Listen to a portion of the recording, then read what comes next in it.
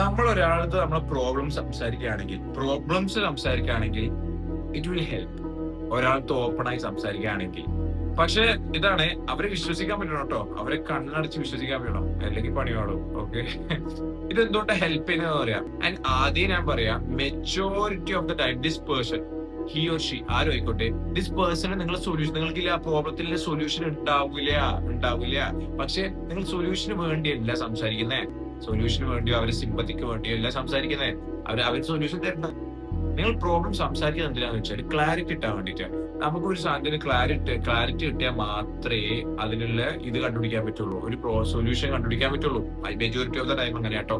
ചിലർക്ക് ഒറ്റയ്ക്ക് തന്നെ ചെയ്യാൻ പറ്റും. പക്ഷെ അധികം ആൾക്കാർക്ക് ഒറ്റയ്ക്ക് തന്നെ ആ പ്രോബ്ലം വെച്ചിട്ട് സൊല്യൂഷൻ കണ്ടുപിടിക്കാൻ കഴിയില്ല. കാരണം ഇങ്ങനെയാണ്, നമ്മളെല്ലാവർക്കും പ്രോബ്ലംസ് ഉണ്ട്. പക്ഷെ നമ്മൾ ഉള്ളില് ഇന്ന് പ്രോബ്ലംസ് മാത്രമല്ല തലയിലുള്ളത്. ഇന്ന് രാവിലെ ഇത് ചെയ്യണം, വൈകുന്നേരം അവിടെ പോകണം, വർക്ക് ചെയ്യണം, ഇവർക്ക് ഇത് കൊടുക്കണം, അവിടെ പോയിട്ട് ഇത് പോയിട്ട് ഓരോ സ്ഥലത്ത് ഓരോ സാധനങ്ങളുണ്ട്. പ്രോബ്ലംസ് തലയിലില്ലേ, അതേ തലയിൽ തന്നെ പല സാധനങ്ങൾ ഉണ്ടായിട്ട് ഇത് ഫുൾ ക്ലട്ടേഡ് ആയിട്ടുള്ള മെസ് ആയിട്ടുള്ളത്. അപ്പോൾ നിങ്ങൾക്ക് മനസ്സിലാവില്ല, പ്രോബ്ലംസ് മാത്രം ഇങ്ങനെ നോക്കണമെങ്കിൽ മനസ്സിലാവില്ല. കാരണം പ്രോബ്ലംസ് മാത്രം ചിന്തിക്കുന്ന ടൈം ആയിരിക്കും. ഉമ്മാറ്റ വന്നിട്ട് പറയാ, അവിടെ പോയിട്ട് ആ സാധനം വാങ്ങിക്കട്ടോ, അത് പോയിട്ട് അത് ചെയ്യണം കേട്ടോ. അപ്പോഴേക്ക് അത് അങ്ങനെയായിരിക്കും. അതായത് ഇത് ഓരോ ഭാഗത്ത് ഇത് മാത്രം നോക്കാൻ പറ്റുന്നില്ല. ഇത് മാത്രം നോക്കുമ്പോഴാണ് നിങ്ങൾക്ക് ക്ലാരിറ്റി കിട്ടുള്ളൂ, അതിനുള്ള സൊല്യൂഷൻ കണ്ടുപിടിക്കാൻ പറ്റുള്ളൂ. അന്നേരമാണ് ദ ഗുഡ് റിയൽ ഫ്രണ്ട്. ഈ ഫ്രണ്ട്, ഹി ഓർ ഷീ, എനിക്കൊരു പ്രോബ്ലം ഉണ്ട്, എനിക്ക് കുറെ സാധനങ്ങൾ ഇന്ന് പോകുന്നുണ്ട്, അതിന്റെ ഇടയിൽ പ്രോബ്ലം ഉണ്ട്, എനിക്ക് ക്ലാരിറ്റി കിട്ടുന്നില്ല. അപ്പൊ ഹി ഓർ ഷീ, ഞാൻ ഇവരുടെ അടുത്ത് പ്രോബ്ലംസ് പറയുമ്പോൾ he or she is acting like A white board പോലെയാണ് ആക്ട് ചെയ്യുന്നത്.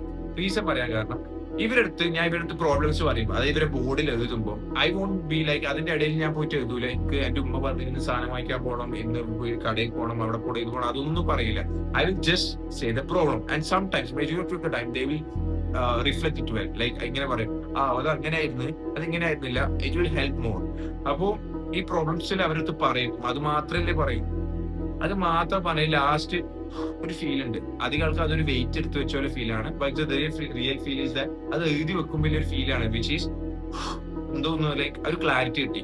2 സ്റ്റെപ്പ് ബാക്ക് എടുത്ത് നോക്കുമ്പോൾ യു വിൽ ഗെറ്റ് എന്താണ് നിങ്ങൾ പോയപ്പം ഒരു സാധനം കിട്ടും, ക്ലാരിറ്റി കിട്ടും.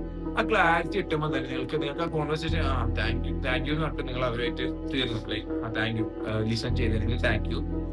നിങ്ങൾക്ക് ഒരു ക്ലാരിറ്റി കിട്ടും, എന്താണ് പ്രോബ്ലം എന്നുള്ള സാധനം. അതാണ് വേണ്ടത്. Clarity കിട്ടുമ്പോഴാണ് solution. ആൻഡ് നിങ്ങളെ പ്രോബ്ലത്തിന്റെ സൊല്യൂഷൻ നിങ്ങളെ കൈമ തന്നെ ഉണ്ട്. കാരണം നിങ്ങളെ പ്രോബ്ലം ആണെങ്കിൽ അതിന് സൊല്യൂഷൻ ഉണ്ട്, ആൻഡ് നിങ്ങൾക്ക് അതിന്റെ സൊല്യൂഷൻ കണ്ടുപിടിക്കാൻ പറ്റും. It's about getting that clarity. അത് ദാറ്റ് പേഴ്സണോട് സംസാരിക്കുന്നതിന് ക്ലാരിറ്റി കിട്ടും. It will help.